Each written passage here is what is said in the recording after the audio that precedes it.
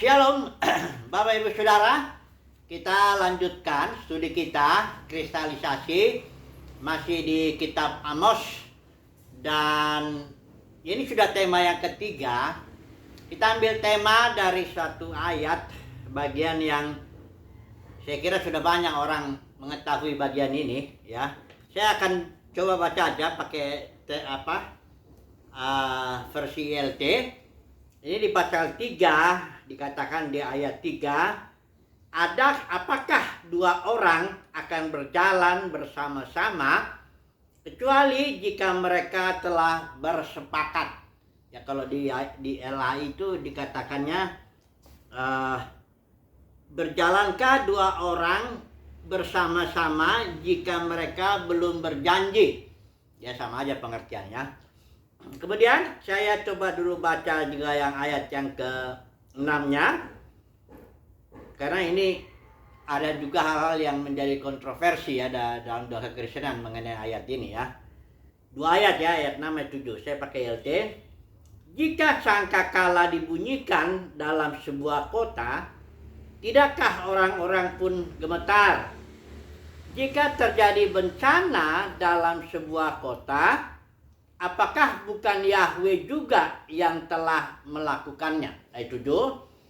Sebab Tuhan Yahweh tidak akan melakukan apapun kecuali Dia telah menyatakan rahasianya kepada hamba-hambanya para nabi.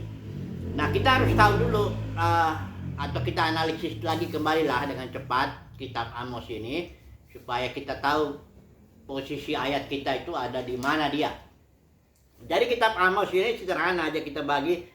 Pasal 1 dan pasal 2 itu berbicara tentang penghakiman. Biasa itu ya, suara kenabian itu teguran-teguran lah. Intinya Israel ditegur dalam bidang keagamaan maupun dalam bidang sosial. Terjadi penindasan lah ya, orang miskin, orang-orang lemah ya. Nah, itu pasal 1, pasal 2. Tapi bangsa-bangsa, bukan hanya Israel ya, ada bangsa-bangsa sekitar Israel juga ditegur di situ. Kemudian dari pasal 3 ya, bergerak terus, itu hanya Israel yang ditegur sampai pasal 6 ya. Pasal 3 sampai pasal 6 itu hanya khusus penghakiman atas Israel ya. Kemudian di pasal 7 sampai pasal 9 itu masih teguran juga, masih penghakiman, tapi dalam bentuk penglihatan. Kepada Nabi Amos diberikan suatu penglihatan. Dan di pasal terakhir, di bagian terakhir yang sudah kita bahas itu ada bagian pemulihan yang kita sudah bahas kemarin. Itu pemulihan mesianik, kita menyebut nama pernyataan itu pemulihan mesianik ya, suatu bagian firman Tuhan yang mengatakan bahwa aku akan membangun pondok Daud ya. Dan itu dikutip juga oleh Yakobus di Kisah Rasul 15 ketika dia mengambil kesimpulan atas persoalan di sana. Nanti kita coba akan ke sana lagi ya, ke sini lagi. Kita akan kaitkan nanti tema kita berjalankah dua orang ini dengan yang pemulihan itu juga nanti. Nah, sekarang kita lihat dulu lah. Jadi konteksnya di pasal 3 itu adalah masih penghakiman, masih teguran ya, masih perbuatan Yahweh dalam karena kita tahu penghakiman itu bukan hanya menghukum ya, tapi juga memulihkan juga. Jadi didikanlah kita membilangnya ya. Nah, dalam konteks pasal 3 itu Israel dididik oleh Yahweh ya. Disitulah ada ayat muncul, berjalankah dua orang jika mereka belum bersepakat. Ayat 3 itu tadi kita baca ya, atau belum berjanji.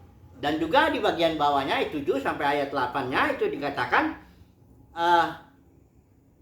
kalau ada, atau intinya itu begini. Jika sangkakala dibunyikan di sebuah kota, tidakkah orang pun gemetar? Jika terjadi bencana sebuah kota, apakah bukan Yahweh juga yang telah melakukannya? Intinya dia dua ayat ini bahwa itu semua perbuatan Yahweh baik, mendatangkan hal-hal yang baik ya, berkat ya atau apa semua, tapi juga malapetaka itu dikatakan di sini, termasuk itu perbuatan Yahweh. Jadi dalam konteks ayat itu kan kita tahu tadi penghakiman.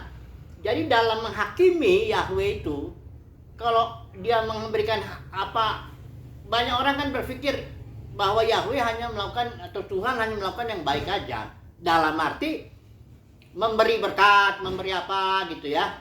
Sementara kalau ada yang terjadi malapetaka, terjadi penyakit, terjadi kematian apa semua, itu bukan Tuhan yang bikin. Nah, kita langsung aja dulu masuk, terapkan dulu sebentar ke dalam dunia kekristenan. Dalam dunia kekristenan ada yang biasa konsep yang disebut biasanya dualisme. Ini hampir seluruh aliran dalam dunia kekristenan menganut konsep dualisme ini. Dualisme itu artinya begini. Kalau datang sesuatu yang baik, ya, pokoknya yang namanya berkat, Tuhan memberi ini, memberi itu, apa semuanya, kesehatan, kemakmuran, apa semua, keselamatan, apa semua, itu berarti Tuhan yang buat. Ya. Nah, kalau nanti datang kepada seseorang suatu penyakit atau ya malapetaka, bencana di satu kota, atau apapun juga itu yang jelek-jelek gitu ya, itu berarti iblis yang ngerjakan. Jadi dualisme itu artinya kayak seolah-olah ada dua Tuhan. Satu Tuhan itu namanya Tuhan Yesus, Tuhan yang baik, yang selalu memberikan yang baik. Kemudian satu lagi Tuhan yang jahat, itu yang namanya iblis, yang selalu bikin jahat, bikin penyakit, bikin macam-macam semua. Ini konsep seperti ini, dualisme ini, oh itu merata hampir, ya. Gue sudah tanya dalam setiap aliran hampir memiliki konsep seperti ini, ya.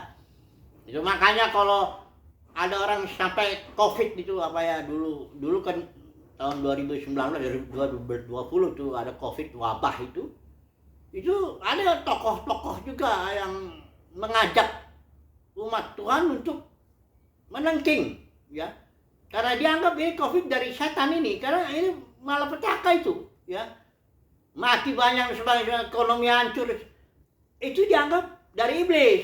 Itu sebabnya dibilang kita tengking, katanya begitu, ya.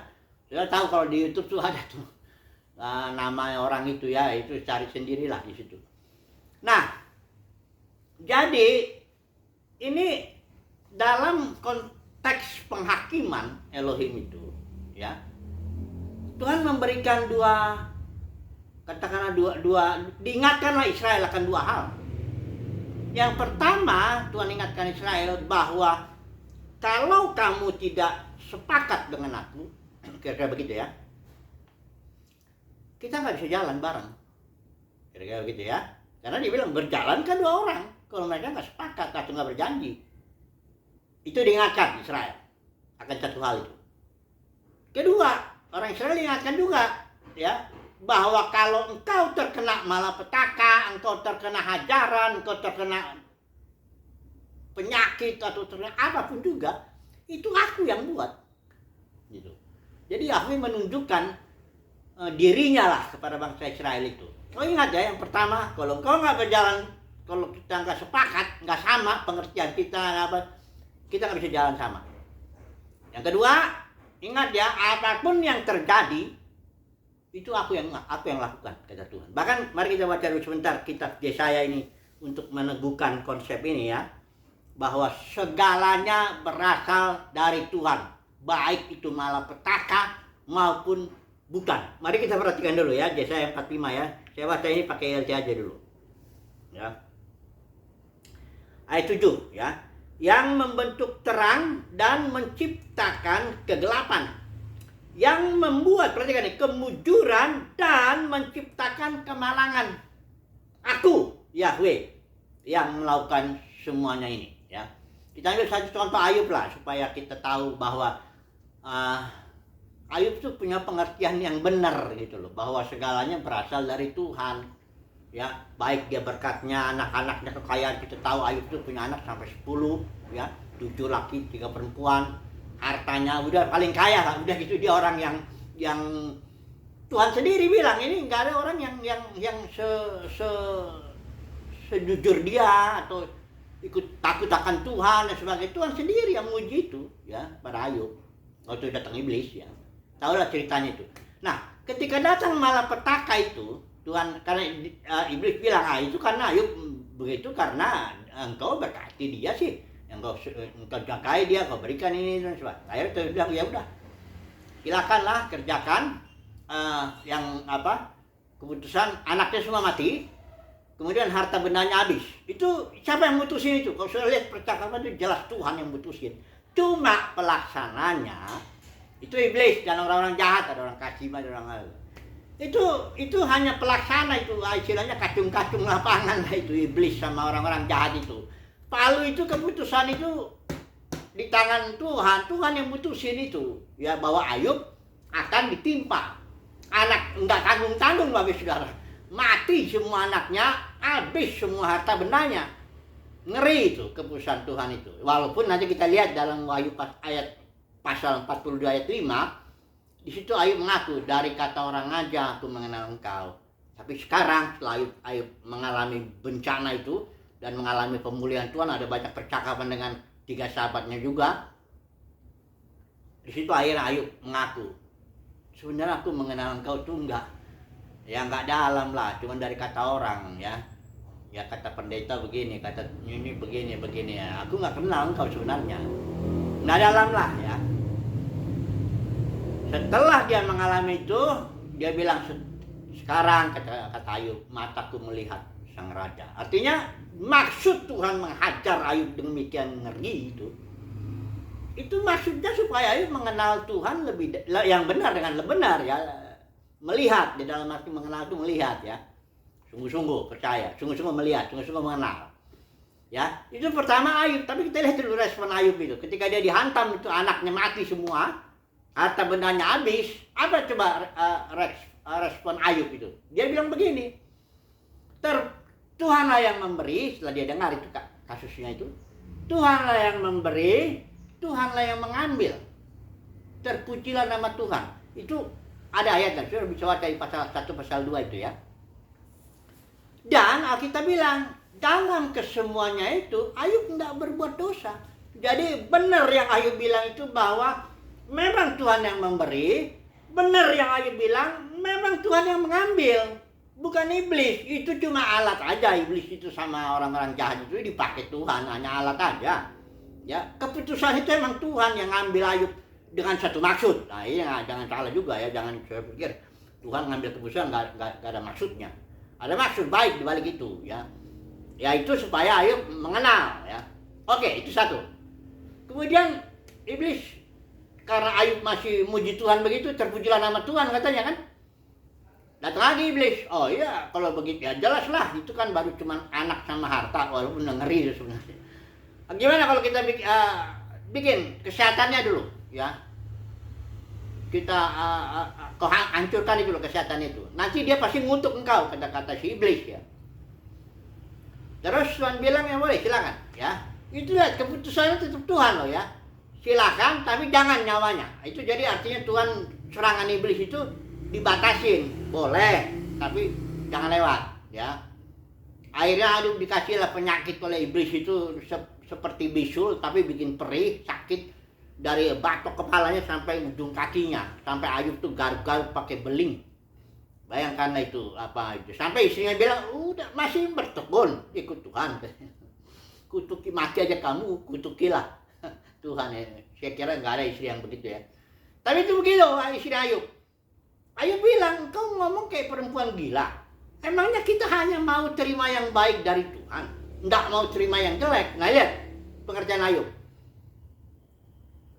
Kalau kita menerima yang baik, itu dari Tuhan. Kalau kita menerima yang jelek, kayak penyakit dari batok kepala sampai ujung kaki, itu juga dari Tuhan. Komentar di situ, pasal 1, pasal 2 itu. Dalam kesemuanya itu, Ayub tidak berbuat salah dengan lidahnya. Atau dia enggak menuduh Tuhan berbuat tidak patut. Bayangkanlah itu ya. Ayub punya pengertian, segalanya berasal dari Tuhan. Dan Alkitab meneguhkan, betul, memang betul segalanya dari Tuhan. Seperti Amos pasal 3 itu tadi, ayat 78 itu juga, dengan yang Yesaya 45 itu. Ya. Jadi benar, lagi Alkitab di surat Roma juga segala sesuatu berasal dari Dia, oleh Dia, dan kepada Dia, dengan maksudnya Dia, untuk kemuliaan Dia dan sebagainya. Itu clear, Alkitab itu sudah konsep itu, bahwa segalanya berasal dari Tuhan. Baik hajaran maupun berkat maupun kutuk, kalau terkena penyakit itu dari Tuhan. Banyak orang Kristen nggak mau terima itu. Masa sih? Kan Tuhan baik katanya. Jadi pengertian dia itu baik itu artinya jangan bikin yang jahat sama saya. Ya, jangan bikin saya bangkrut ekonomi saya. Jangan bikin saya sakit. Jangan bikin yang begitu-begitu. Itu namanya baik. Ya, itulah pengertian anak-anak. Kalau anak-anak kan gitu. Anak-anak itu pengertiannya kalau orang tua itu baik itu berarti jangan pukul saya dong. Ya. Kasih saya apa yang saya mau. Ya. Kalau anak kecil nggak dikasih yang diminta, bilang mama jahat atau papa jahat, dia begitu kan ngomongnya. Itu anak kecil, ya biasalah. Orang Kristen banyak yang kayak anak kecil begitu, ya. Nggak kayak Ayub. Ayub ini cukup mantap ya. Dan Alkitab meneguhkan benar yang dibilang Ayub. Nah oke. Jadi yang akan kita bahas nanti di sini, kita sambunglah pembahasan kita berjalankah. Ini tema kita, berjalankah dua orang jika mereka belum berjanji atau belum bersepakat. Ya, dari sini aja udah kelihatan bahwa orang Kristen banyak yang gak sepakat nih sama Tuhan nih. Protes sama Tuhan, bersungut-sungut barangkali ya. Kayak Israel juga di padang gurun. Kalau Tuhan izinkan gak ada air, gak ada ini, ya udah protes. Mana ada Tuhan gak sih di sini gitu. Nggak percaya gitu, udah nggak sepakat. Kalau orang Israel sepakat di padang gurun, memang padang gurun itu memang kayak semacam disiplin lah, bukan disiplin, dia itu disiplin. Kalau kita bilang bahwa padang gurun itu disiplin, ya namanya disiplin malah ada enak ya. Mana ada? Ibrani juga bilang ajaran itu kalau datang sama kita itu pasti mendatangkan yang nggak enak, ya, rasa tidak enak. Tapi setelah itu menimbulkan damai sejahtera gitu. Jadi Israel nggak sepakat di padang gurun. Namanya orang Kristen juga nggak sepakat dengan Tuhan. Ketika datang yang baik, ya dia muji Tuhan. Tapi ketika datang yang nggak enak atau dia doanya nggak dijawab atau apapun dia langsung protes gitu. Walaupun barangkali ada juga yang nggak diucapin gitu. Tapi udah nggak enak gitu loh. Udah nggak sepakat lah. Ya. Nah Alkitab bilang, Amos di tema kita ya. Kalau orang udah nggak sepakat, bisa nggak dia berjalan bersama dengan Tuhan? Jawabannya kan sebenarnya sederhana. Itu pertanyaan itu jawabannya ya tidak bisa jawabannya. Ya. Jadi banyak orang Kristen ya punya yang terutama yang punya konsep dualisme itu, yang yakin kalau pokoknya kalau yang baik dari Tuhan lah, ya. Kalau yang jahat-jahat itu dari setan itu katanya. Nah, ini hati-hati, ini konsep begini sudah dekat dengan selangkah atau sudah bahwa sudah tidak sepakat dengan Tuhan. Bahwa dia sudah tidak mengakui perbuatan Tuhan itu, ya. Bahwa segalanya berasal dari Tuhan. Mau yang jahat, mau yang baik, mau yang menghajar, mau yang menyembuhkan, apa semuanya dari Tuhan lah intinya. Ini bahaya ini ya. Oke lah, kita sambung dulu konsep ini atau tema berjalankah dua orang ini kita sambung ke tema kita yang itu pemulihan mesianik. Kemarin kita bahas itu. Intinya dalam pemulihan mesianik itu dikutip juga dalam Kisah para Rasul 15 itu Yakobus. Itu Yakobus bicara bahwa itu sedang ada kasus bangsa masalah yang percaya Yesus itu apakah harus melihara Taurat atau enggak. Ya kita tahu ceritanya itu.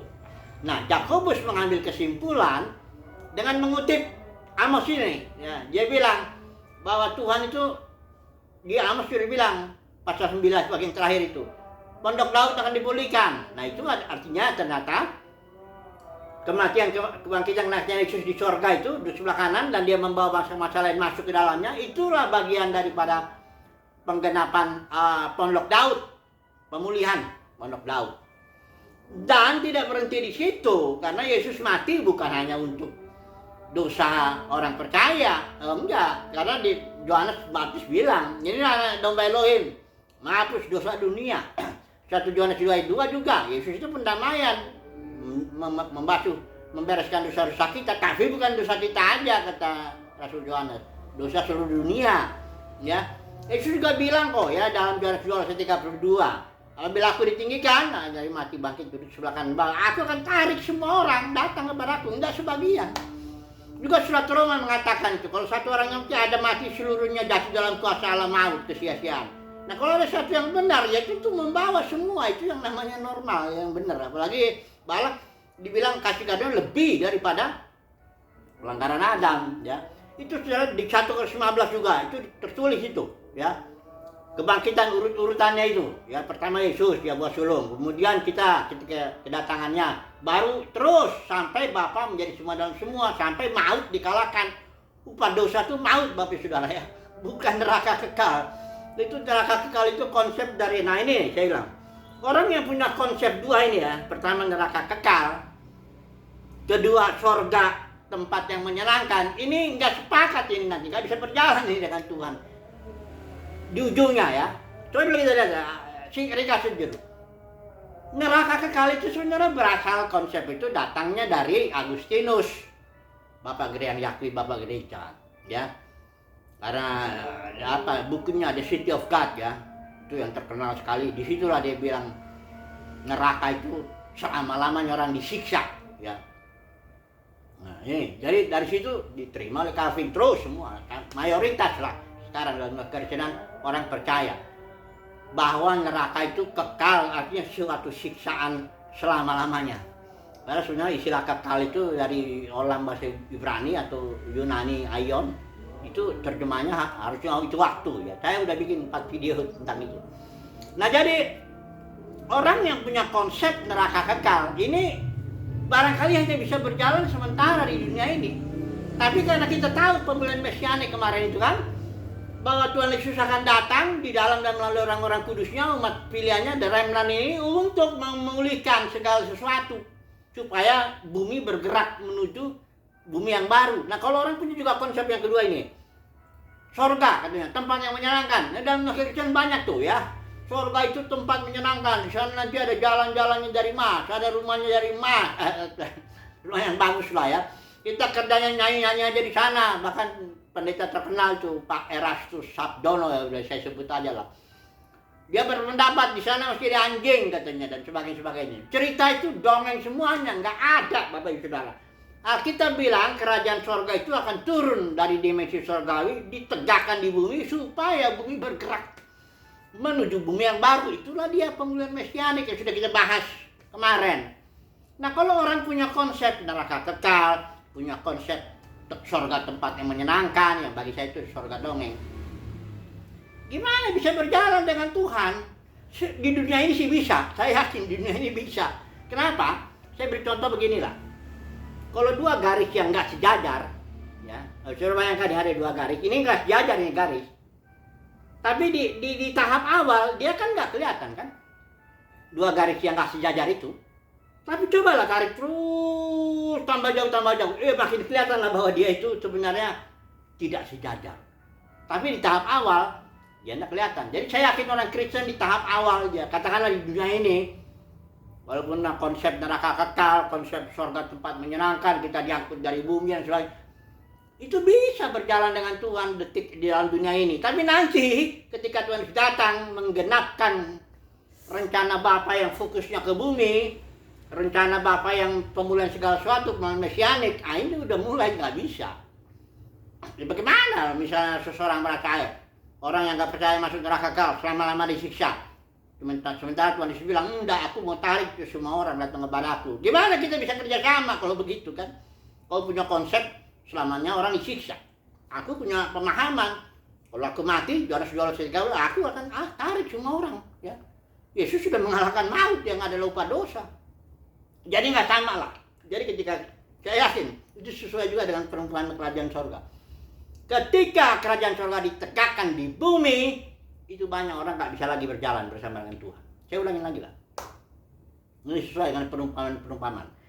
Ketika Tuhan Yesus datang ke muka bumi menegakkan kerajaannya, ya di bumi, barangkali mayoritas malah tidak bisa lagi berjalan dengan Tuhan Yesus. Kenapa? Nggak sepakat.